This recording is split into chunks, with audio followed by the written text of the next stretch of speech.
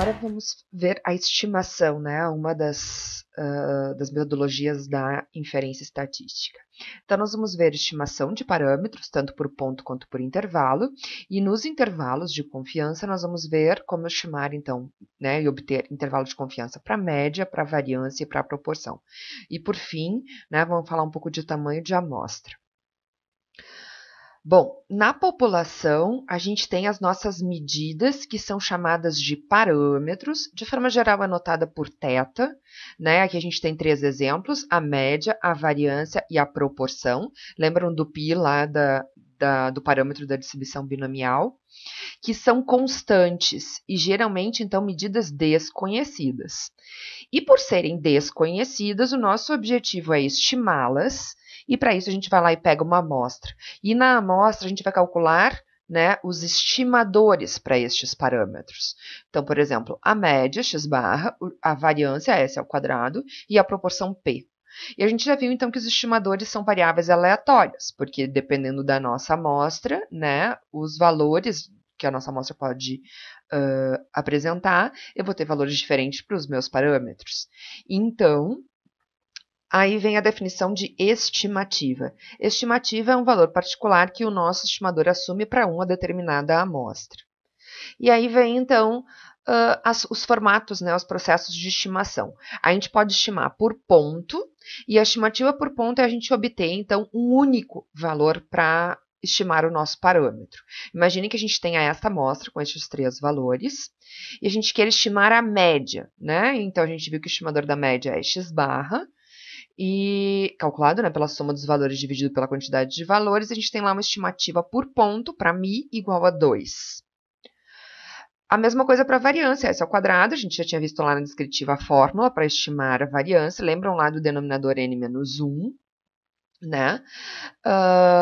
Onde a gente vai lá, então, e aplica esse resultado, esta fórmula nos nossos 3 valores, e a gente tem, então, uma estimativa por ponto para a variância populacional sigma ao quadrado de 1. Mas também a gente pode, então, estimar por intervalo. E qual é a ideia da estimação por intervalo? É um processo que vai nos permitir obter limites de um intervalo, onde a gente vai ter uma determinada probabilidade, que a gente vai chamar de nível de confiança, para a qual a gente espera que estes limites contenham um verdadeiro valor do parâmetro. Né? Então, a gente vai ter lá um limite inferior e um limite superior, que a gente espere que esteja abraçando o nosso parâmetro que a gente quer estimar. Então, fica, né, bastante intuitivo entender que as estimativas por intervalo são sempre preferíveis às estimativas por ponto, porque elas nos dão a ideia de precisão, né, estabelecidos a partir dos limites, que com uma determinada probabilidade a gente espera que contenha o parâmetro. Então, para você ter uma confiança de estimar o verdadeiro valor do parâmetro, a gente vai lá e gera este intervalo, né, com os nossos 2 limites, o intervalo, então, de possíveis valores, usando para isso a estimativa pontual encontrada na amostra. Então, veja que o intervalo de confiança, né, a estimativa por intervalo, parte da estimativa pontual. Bom, o nosso intervalo, então a amplitude total do nosso intervalo, quanto maior ela for, maior é a confiança da gente estimar corretamente o verdadeiro valor do parâmetro. Mais confiança eu tenho de que este intervalo abrace o verdadeiro valor da média, μ, da população que a gente gostaria de conhecer.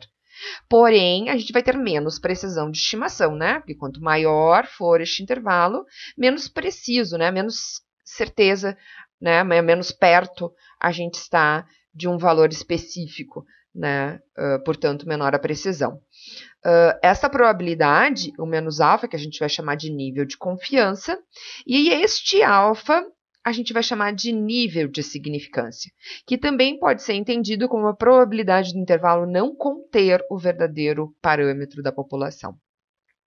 Então, a gente vai ver intervalos para estimar média, variância e proporção. Vamos, então, aos intervalos para estimar média da população. Nós vamos ver duas possibilidades, 2 contextos diferentes, vai depender do objetivo da pesquisa. Um contexto onde o meu objetivo é obter um intervalo de confiança para uma média, a média de uma população apenas, E no segundo contexto, eu obter um intervalo de confiança para a diferença entre as médias de duas populações. Para a gente exemplificar, imaginem que, neste caso aqui, o meu objetivo fosse obter uma estimativa média, né, a partir de um intervalo de confiança, da média salarial de uma população. Por exemplo, a população de Porto Alegre. E no segundo, né, contexto, seria eu obter um intervalo de confiança para a diferença entre os salários médios de homens e mulheres desta população em Porto Alegre, certo? Este primeiro caso aqui, a gente vai ver que existem duas situações. Quando a gente conhece o valor de sigma, ou ainda, pensando em aproximação pelo teorema central do limite, quando n for maior do que 30, também podemos usar essa primeira situação que a gente vai ver daqui a pouquinho. A segunda situação vai ser quando a gente não conhece o valor de sigma, desvio padrão populacional, e a gente vai estimá-lo a partir da amostra. E o tamanho da nossa amostra é pequena para conseguir, né? Portanto, a gente não conseguiria usar esta aproximação da primeira situação. Então, vamos à primeira situação, quando a gente conhece o valor do desvio padrão populacional ou ainda quando a gente tem uma amostra relativamente grande. Bom, o nosso parâmetro é μ, a média populacional, e a gente já viu que o melhor estimador para a média é x barra, a média aritmética simples da amostra. Esse é o melhor estimador para μ. E a gente viu também lá no teorema central do limite que se a minha população, né, dos meus dados x for normal com média μ, desvio e variância sigma ao quadrado, então as médias das minhas amostras também têm distribuição normal, com também média μ, mas variância sigma ao quadrado dividido por n. E aí a gente viu, então, que para poder utilizar os valores, né, calcular as probabilidades associadas a essa distribuição normal, a gente precisa transformar esta variável, x barra, em uma variável z padronizada. E a gente viu que essa padronização acontece a partir desta fórmula, né? O valor x menos a média dividido pelo desvio. Isso, é assim que eu obtenho z. Só que a minha variável x agora é x barra, certo? Essa é a minha variável de interesse, as possíveis médias. Nós vamos tirar uma dessas possíveis médias, a média da nossa amostra. Mas a gente já viu que de todas as possíveis médias, elas têm, né, esta variável, então, né, das possíveis médias, tem distribuição normal com estes parâmetros. Então, substituindo ali, né, ao invés de x eu tenho x barra, eu tenho que diminuir da média de x barra e dividir pelo desvio de x barra. E a gente viu que o desvio de x barra é o erro padrão da média, e que a média das médias é a média do próprio conjunto de dados, o próprio μ. Então, tá lá, a média de x barra é μ, e a variância, o desvio padrão das médias, sigma de x barra, é o erro padrão sigma sobre raiz de n.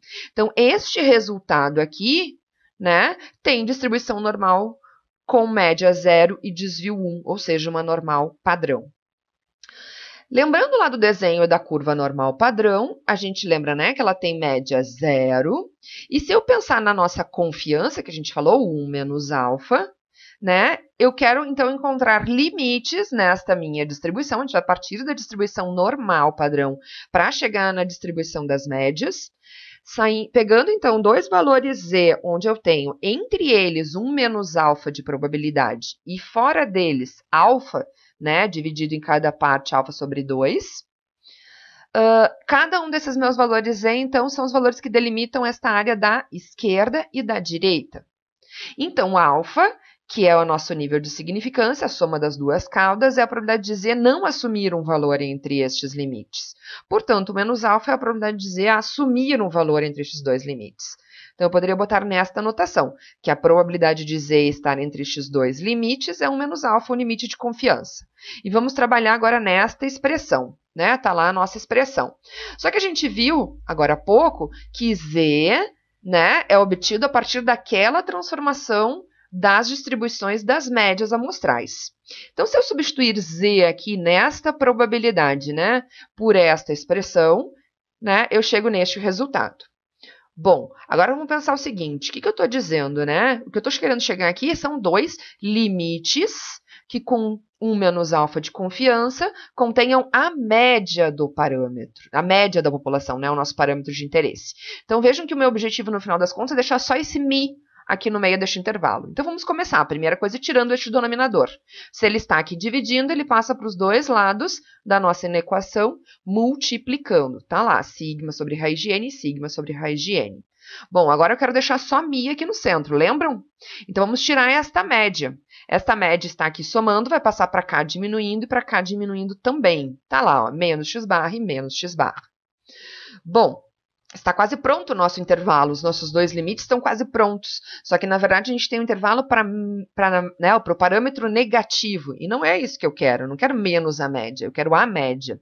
Então, eu tenho que multiplicar todos esses elementos de dentro da minha equação por menos 1, para inverter esse sinal da média. Né? Então, é isso que eu tenho que fazer, multiplicar por menos 1. Só para a gente relembrar que quando a gente multiplica por menos 1, o resultado da inequação se inverte. Os menores viram maiores. Estão lá, ó. E aí, só invertemos os sinais, né? O menos viram mais, menos e mais vira mais e menos. E agora, só colocando em ordem, né? Porque este é o nosso intervalo menor e este é o nosso, esse é o nosso limite menor e este é o nosso limite maior. Então, invertendo, está aqui o nosso intervalo de confiança. Então, com probabilidade 1 menos alfa, a gente espera que este limite inferior e este limite superior contenham um verdadeiro parâmetro média populacional μ.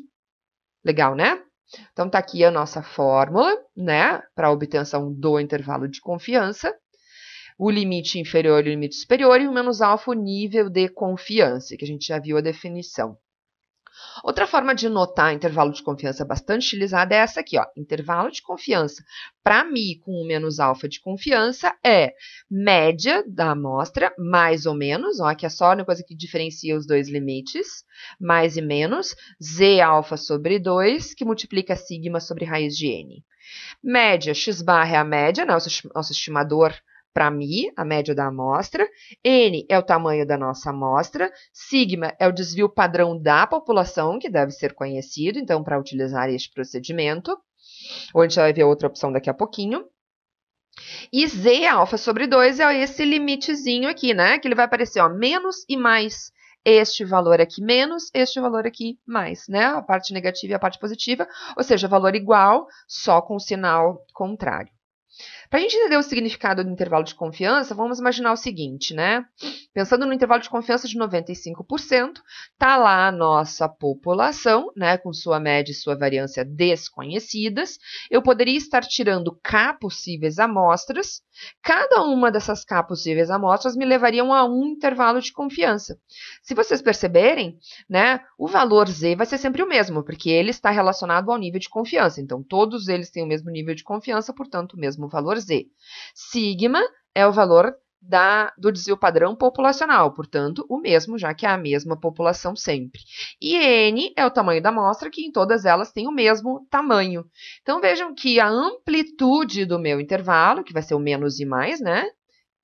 Vai dar a amplitude total do meu intervalo, vai ser sempre o mesmo em todos os meus intervalos. O que vai mudar é o centro deste intervalo, que é a média da amostra, ou seja, a estimativa pontual, que a gente viu, então, que varia de amostra para amostra.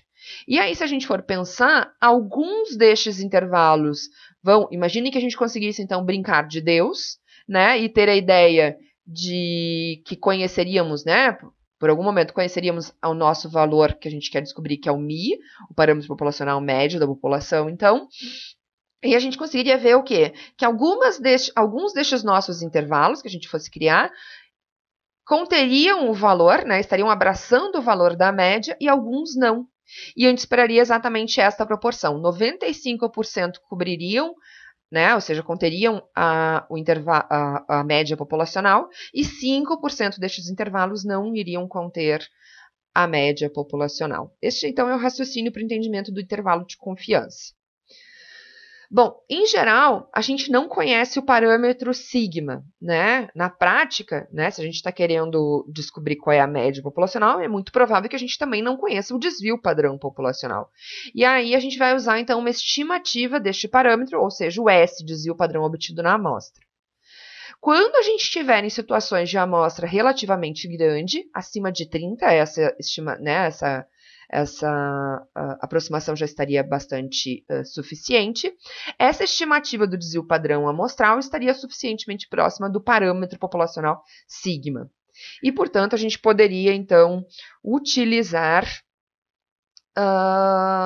este procedimento que a gente acabou de ver.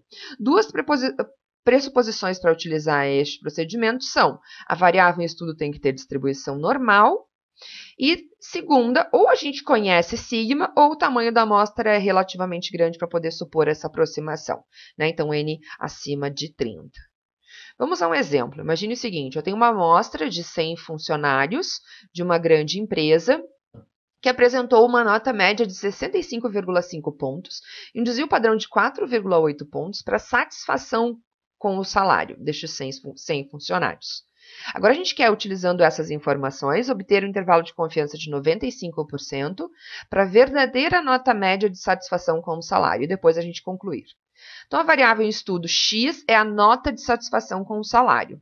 Nós vamos pressupor, né, que a variável em estudo tem distribuição normal, e como a nossa amostra é acima de 30, a gente poderia utilizar essa metodologia que acabamos de ver, né? Então, está aqui o cálculo para o intervalo de confiança. Vamos pegar as nossas estimativas: a média 65,5, o desvio 4,8 e n igual a 100. Bom, agora a gente precisa deste valor z.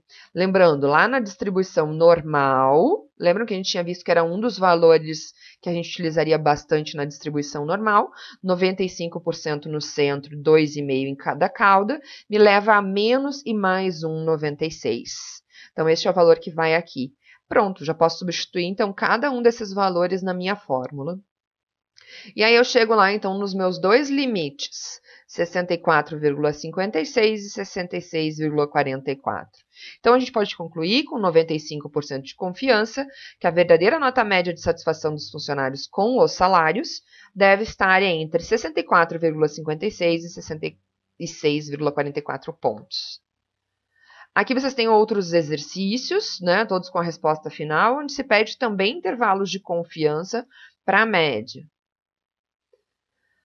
Vamos então agora à segunda situação, quando a gente não conhece o valor do desvio padrão populacional e a amostra é pequena, então a gente não poderia usar aquela aproximação, né? Então, quando a amostra é pequena, essa suposição de aproximação de S para sigma não está válida. Portanto, a gente não poderia utilizar a estatística Z para construir um intervalo de confiança para a média. Então, como eu desconheço isso, eu não poderia estar usando o Z. O que vai acontecer? No lugar de Z, nós vamos usar a distribuição T de student com Ni graus de liberdade, que a gente já tinha visto anteriormente. Bom, então o intervalo de confiança é muito parecido, né? A diferença é que ao invés de Z, eu estaria usando T, a distribuição T de student.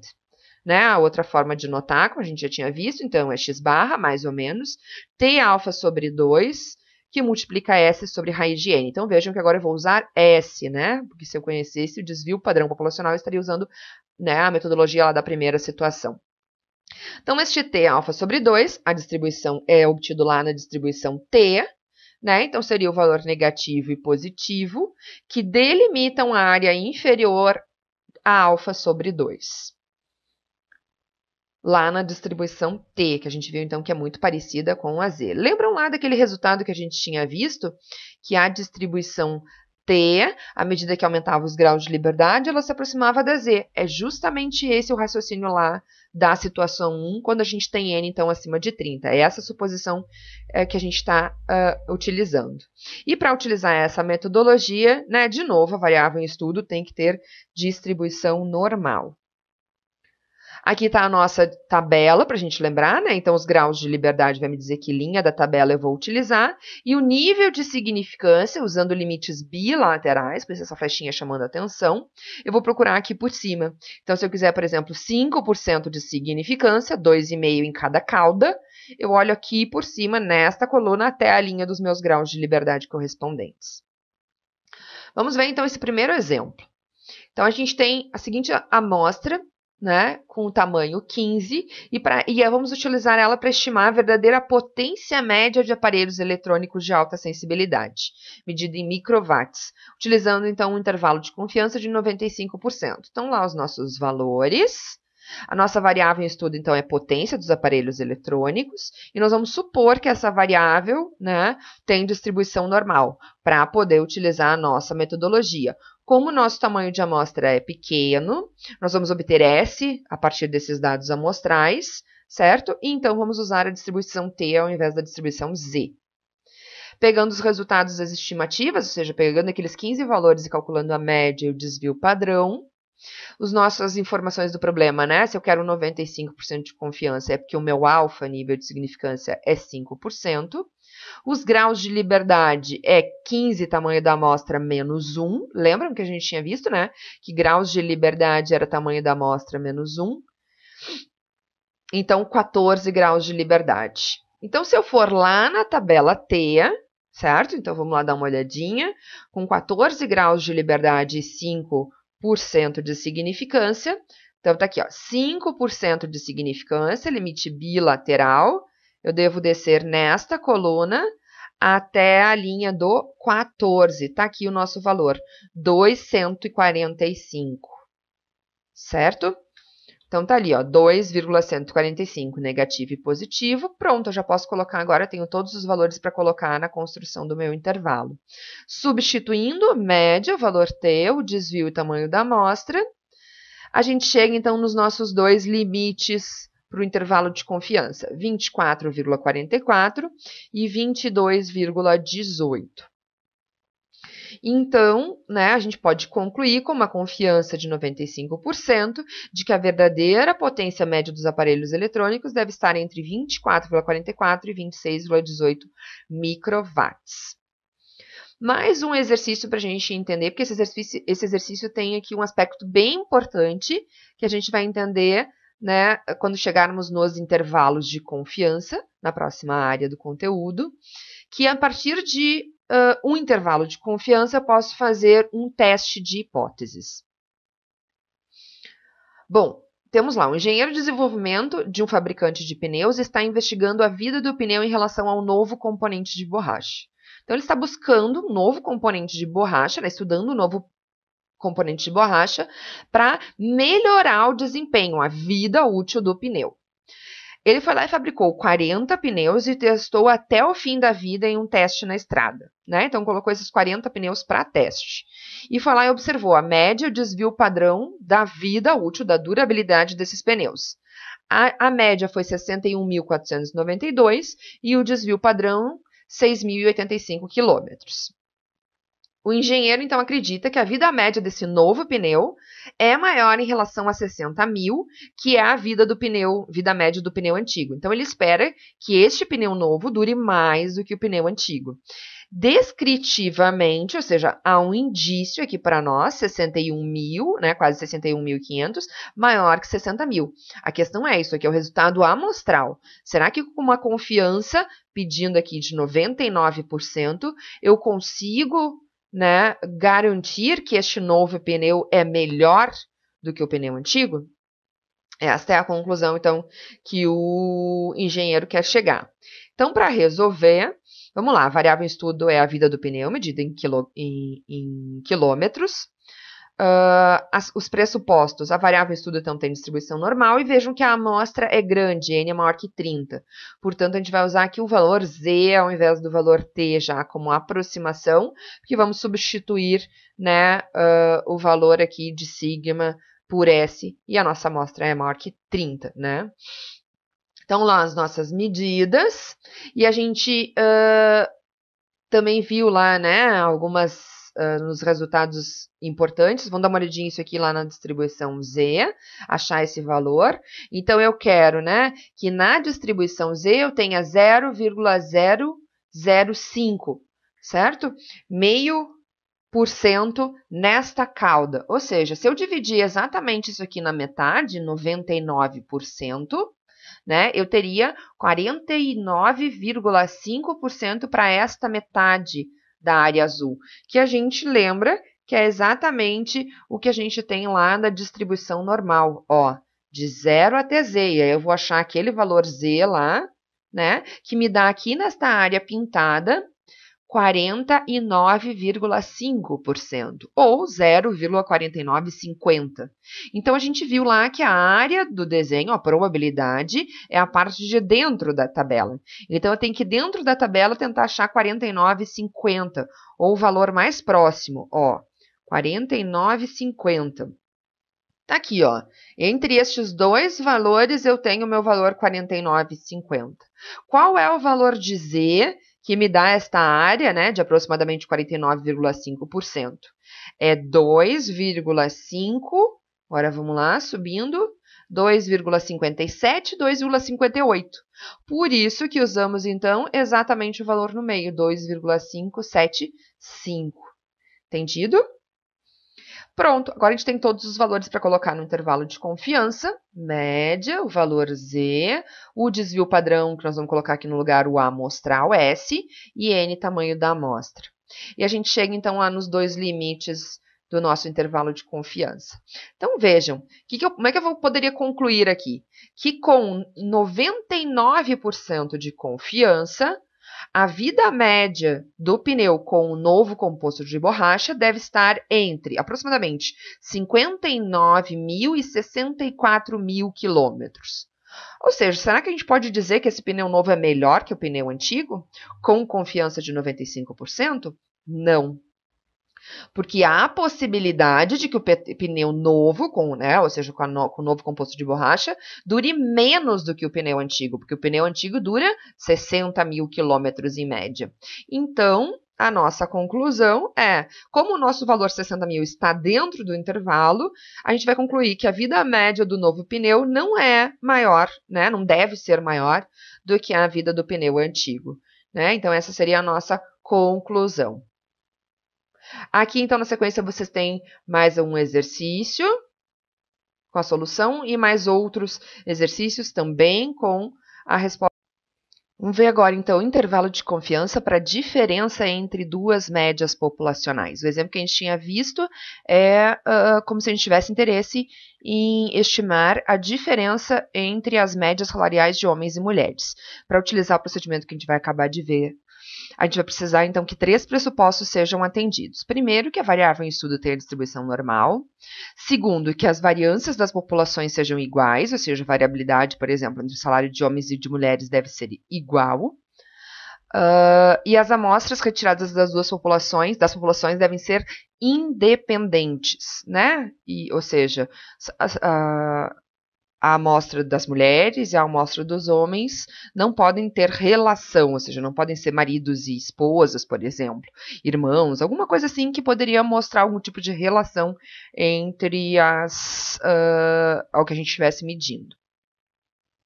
Atendidas essas pressuposições, e não para a gente poder comparar e estimar o intervalo de confiança para a diferença entre as médias, nós vamos utilizar esta expressão, certo? Então, vamos obter as duas médias amostrais e obter a diferença entre elas.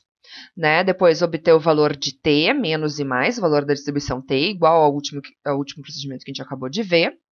E multiplicar por essa raiz quadrada de 1 sobre o tamanho da amostra 1 mais 1 sobre o tamanho da amostra 2, que multiplica S ao quadrado. Esse S ao quadrado é uma variância combinada, ou seja, uma variância, né, uma média ponderada das variâncias da amostra 1 e da amostra 2 pelos seus graus de liberdade. E T, né, que a gente já viu, que é o valor da distribuição T, que vai me deixar a cauda de alfa sobre 2 em cada uma das caudas. E os nossos graus sendo alfa, então, o nosso nível de significância, e os nossos graus de liberdade também vão ser um grau de liberdade combinado, a soma dos graus de liberdade das duas amostras. Nosso exemplo é o seguinte: imaginem que a gente tem 10 cobaias adultas criadas em laboratório, e elas foram separadas aleatoriamente em 2 grupos. Um grupo foi tratado com uma ração normalmente utilizada no laboratório, que a gente vai chamar de ração padrão. E o outro grupo foi submetido a uma nova ração, que a gente vai chamar de ração experimental. As cobaias, então vejam, foram aleatoriamente separadas. Isso é importante para a nossa pressuposição das amostras independentes. Então, as cobaias foram pesadas no início e no final do período da duração do experimento. E aí, os ganhos de peso, medido em gramas, são esses que estão aqui nesta tabela. Utilizando estes resultados, vamos construir, então, um intervalo de confiança de 99% para a diferença entre as médias das duas populações. Então, primeira questão, nós vamos, né, a nossa variável em estudo é ganho de peso, medido em gramas, as nossas três suposições, né, variável em estudo normal, as variâncias, né, consideradas iguais, e as amostras independentes. Isso a gente viu que pela separação aleatória dos dois grupos estaria garantido. Bom, aqui estão os resultados, então, das nossas estimativas, né, da ração experimental e da ração padrão. Vejam que as duas variâncias amostrais deram iguais, né, então essa suposição aqui estaria bem atendida, né, até valores próximos ela ainda estaria, né, atendida, que deram dois valores iguais. E aí eu preciso, então, calcular a variância combinada, né, que é aquela variância ponderada pelos graus de liberdade das duas amostras. Cada amostra tem tamanho 5, então os graus de liberdade são 4 de cada uma delas. E aí eu chego também em 70, né? Porque a gente viu lá como uma propriedade da média, que a média de dois valores iguais é o próprio valor. Bom, então agora eu já tenho todas as informações para colocar aqui no nosso intervalo de confiança. Faltando, então, apenas para colocar aqui o valor T, lá na distribuição T, a gente queria um intervalo de 99% de confiança, portanto, um alfa, então, nível de significância de 1%. Os graus de liberdade, que é a combinação dos dois graus de liberdade das duas amostras, é 8. Então, se a gente for lá na tabela T, vamos buscar este valor aqui na tabela T, com 1 grau, né, com 1% de significância, então esta é a minha coluna, até a linha do 8, está aqui o nosso valor, 3,355. Está ali, então, o nosso valor, né? Menos e mais. Pronto, agora a gente pode, então, colocar cada um desses valores na nossa fórmula e obter o intervalo de confiança. Então, né, aqui o valor, a média, né, de ganho de peso com a ração experimental e com a ração padrão, o valor T, tamanho das duas amostras e a nossa variância combinada. E a gente chega, então, nos nossos dois limites para o nosso intervalo de confiança de 99% de confiança. Então, com 99% de confiança, eu posso dizer que a diferença de ganho da ração experimental sobre a ração padrão deve estar entre 6,22 e 41,78. Logo, o zero não está incluído aqui, né, está fora do intervalo. A gente poderia concluir, então, que as médias são diferentes, que os ganhos de peso com as duas rações é diferente. Né? Então, eu poderia dizer o quê? Que com 99% de confiança, eu sempre espero que a ração experimental dê maior ganho de peso do que a ração padrão, né, de pelo menos 6 e no máximo quase 42 gramas. Então, portanto, a ração experimental é melhor que a ração padrão. Aqui, então, tem um exercício para vocês resolverem também, utilizando esta mesma metodologia que a gente acabou de ver, e aqui outro exercício também está resolvido para vocês compararem com a solução de vocês.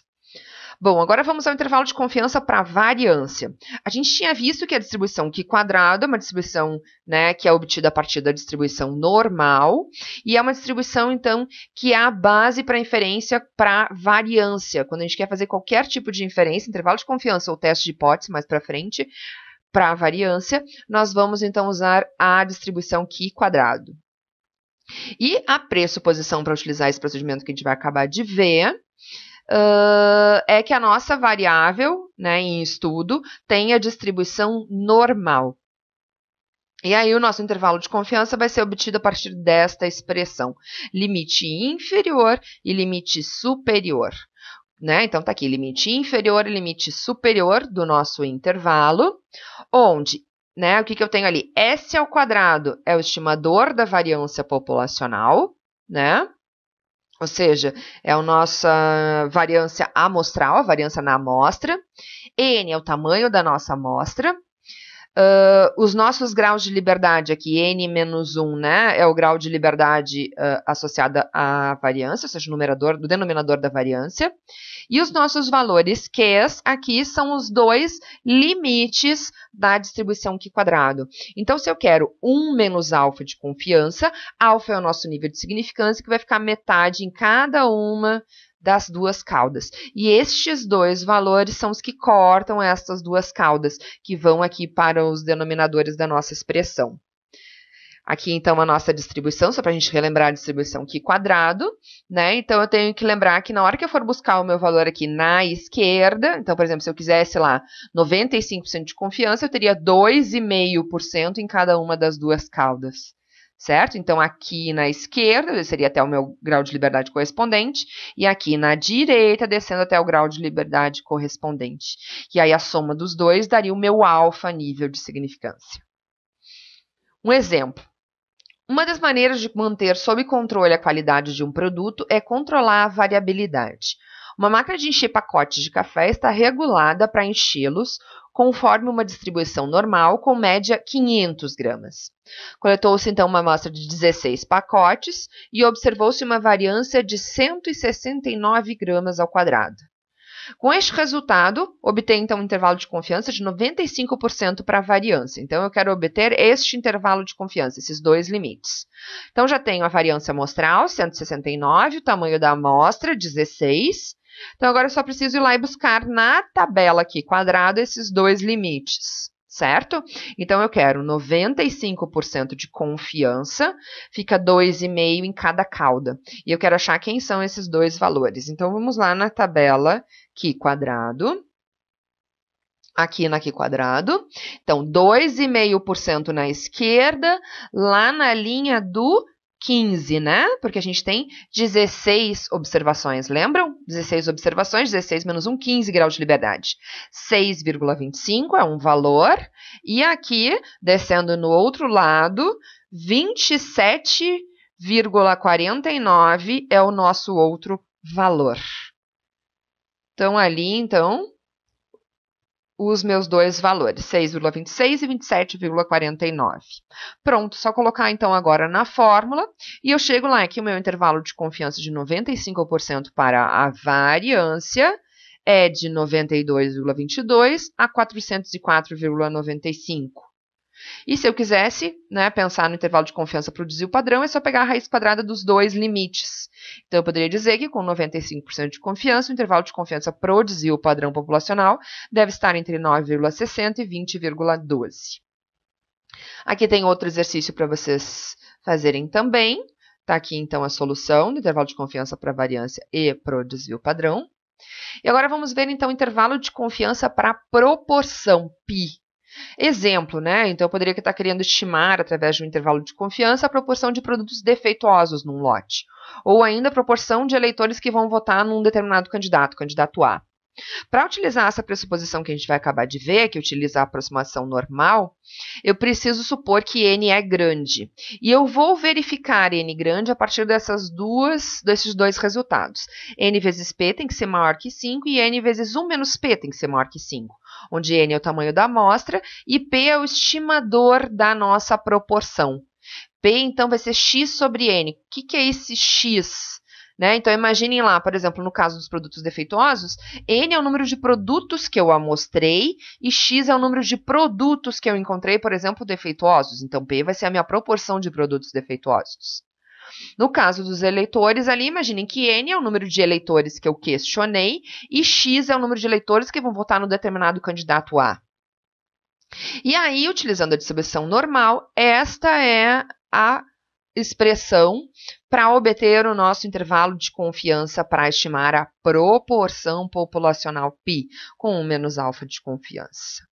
Ou ainda, né, aquele outro formato de mostrar o intervalo de confiança.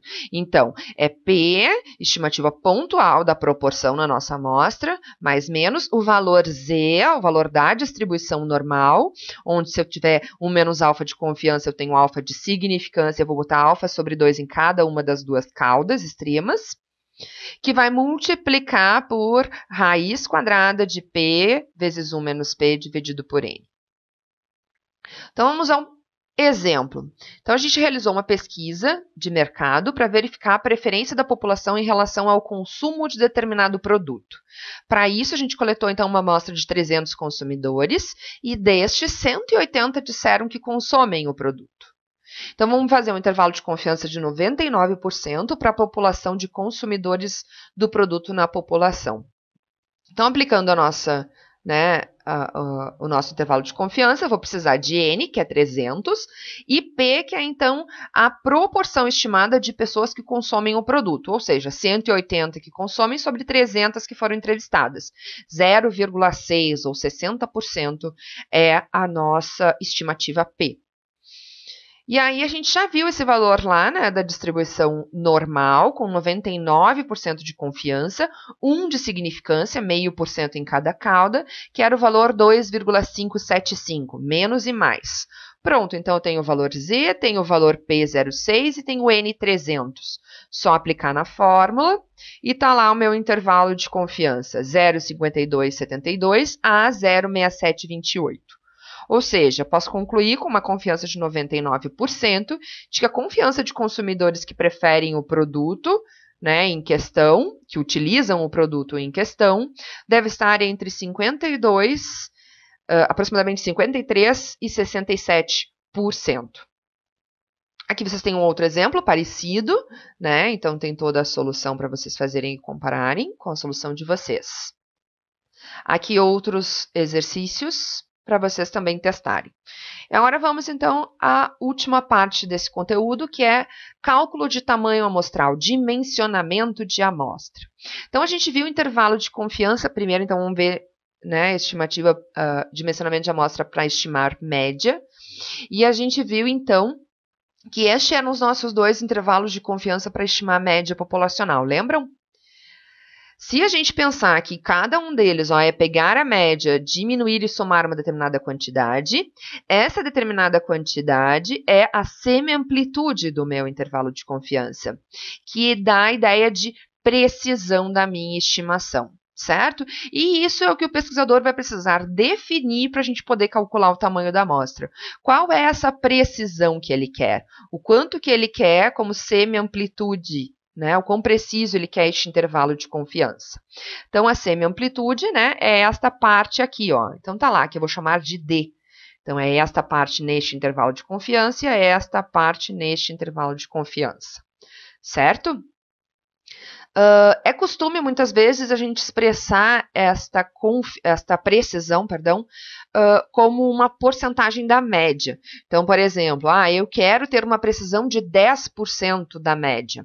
Então, para eu obter a magnitude de D, não é os 10%, e sim a nossa média amostral multiplicada por 10%, ou seja, multiplicada por 0,10. Este é o valor D que nós vamos precisar para botar naquela fórmula lá que a gente viu aqui. Trabalhando esta expressão para isolar N, a gente chega nestas duas fórmulas para, então, estimar, né, calcular, dimensionar o tamanho da amostra, se eu quiser, então, estimar a média populacional. Esta fórmula, utilizando a distribuição normal padrão, Z, se eu conhecer a variância populacional, e esta fórmula, usando o valor da distribuição T de student, quando eu não conhecer a variância populacional. Então, eu vou precisar, então, de uma amostra piloto. Vejam que para poder calcular o tamanho da amostra, eu preciso ir a campo, primeiro testar, né, buscar uma pequena amostra, só para ter essa ideia de estimativa da variância amostral. Vamos ver, então, como isso acontece num exemplo, exatamente esse último procedimento usando a AT. Né? Então, qual o tamanho de amostra necessário para estimar a média populacional de uma característica dimensional de um processo com 95% de confiança e uma precisão de 0,5 centímetro? Ou seja, eu quero errar 0,5 centímetro para cada lado na hora de eu criar o meu intervalo de confiança. E este é o nosso D. E a nossa confiança de 95% que vai ser, então, utilizada para ir lá buscar o valor na tabela T. Então, como a gente não conhece, né, a variabilidade populacional, a gente teve que estimar, então, o desvio padrão a partir de uma amostra piloto. Então, está aqui a nossa amostra piloto, né, das características, né, de 20 observações né, das nossas peças, dessa nossa característica dimensional. E a gente tem, então, lá algumas informações, né? Então, o desvio padrão obtido nesta amostra, né, geralmente a gente pode notar por S índice 1, né, porque foi da nossa primeira amostra, essa nossa amostra piloto, foi 2,46. O nosso D, que é a precisão, é 0,5 centímetros. Eu quero 95% de confiança, ou seja, o meu alfa é de 5, 0,05. Então, se eu for lá na tabela T, vamos lá então só para a gente buscar essa informação. Na tabela T, com 5% de significância, certo? Lá na linha do 19, porque a nossa amostra piloto tinha 20 observações, eu tenho 2,093 para o valor T. Então, este é o valor T que vai aparecer na nossa fórmula. Né? Então, tá ali, ó, 2,093. Prontinho, agora então eu já tenho todas as informações para colocar na minha fórmula. O valor T ao quadrado, o desvio padrão ao quadrado e o valor da precisão D ao quadrado. Isso me dá aproximadamente 106. Ou seja, eu preciso, né, a minha amostra tem que ter, então, pelo menos 106 observações. Eu poderia, então, ir lá, já que, geralmente, né, um espaço de fábrica é um ambiente né, aproximadamente controlado, eu poderia ir lá e só, então, complementar essa amostra de 20, buscando só mais 86 observações. Se essa minha condição não se mantivesse, eu teria que ir lá, então, e buscar 106 observações novas e desconsiderar essa da amostra piloto. Bom, agora o mesmo raciocínio que a gente viu lá para estimar média, eu posso fazer também para estimar proporção. E com isso, então, descobrir qual é o tamanho de amostra para estimar a proporção. Então, a gente viu que a precisão, que é a semi-amplitude do meu intervalo, é esta expressão aqui, ó, que é o nosso D. Então, se eu igualar D a esta expressão e isolar N, eu chego, então, que N pode ser obtido a partir deste resultado. Então, vamos ver um exemplo. Um fornecedor alega que entrega 10% de produtos defeituosos. Né? Então, eu estou recebendo lá o lote desse fornecedor e eu quero fazer uma amostra para poder, então, estimar essa proporção de defeituosos, para ver se realmente é esses 10% que ele está me dizendo. Quantas peças eu deveria mostrar? Ou seja, qual é o tamanho de amostra suficiente para estimar a proporção de produtos defeituosos entregues por este fornecedor, tendo uma precisão de 0,03, ou seja, 3 pontos percentuais para menos e para mais, é isso que eu quero errar, com uma confiança de 95%. Então, veja, eu tenho lá, né, o valor P, que é 0,10, eu tenho o D, que é a minha precisão, 0,03, e os 95% de confiança vão me dar o nosso valor Z lá, já conhecido, 1,96. Certo? E agora é só colocar, então, na nossa fórmula, e eu chego em 384,16. Ou seja, pelo menos 384,16. Portanto, 385 produtos é a amostra indicada, então, para que a gente possa estimar essa proporção de produtos defeituosos. Vamos supor que neste meu problema eu não tivesse essa primeira frase, ou seja, o meu fornecedor não tem alegação nenhuma sobre o percentual de produtos defeituosos. Que valor P eu utilizaria aqui na minha fórmula? Nestes casos, quando não é dado este valor inicial, essa pressuposição do valor inicial, para P, né, para a proporção, né, da característica que eu estiver querendo estimar, a gente utiliza 0,5, porque se eu pegar 0,5 vezes 0,5, dá 0,25, ou seja, o maior valor possível para este produto é 0,25, porque, por exemplo, 0,10 vezes 0,9 dá 0,09, menor. Então, como o nosso objetivo é maximizar o tamanho da amostra, né, para correr o risco de errar, né, se tiver que errar menos, a gente vai botar o maior valor possível para este produto, que é, então, supor que P é 0,5, 50%, quando ele não é conhecido. E aqui, então, na sequência, vocês têm vários exercícios, 4 exercícios, e em alguns deles vocês vão ter que usar esse último raciocínio que a gente acabou de ver. Então, tem uma mistura aqui tanto do procedimento para estimar média, quanto do procedimento para estimar proporção.